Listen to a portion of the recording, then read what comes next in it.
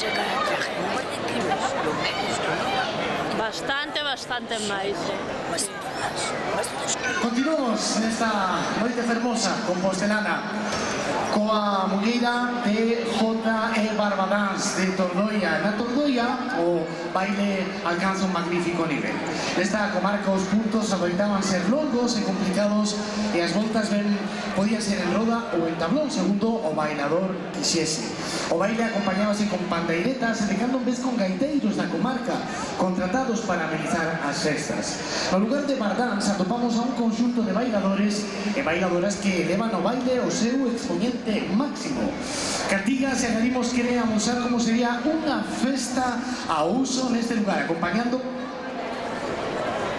pandeireta e a jota unha peza que o gaiteiro da comarca Manuel Viqueira tocaba naqueles tempos nas foliadas e romarías.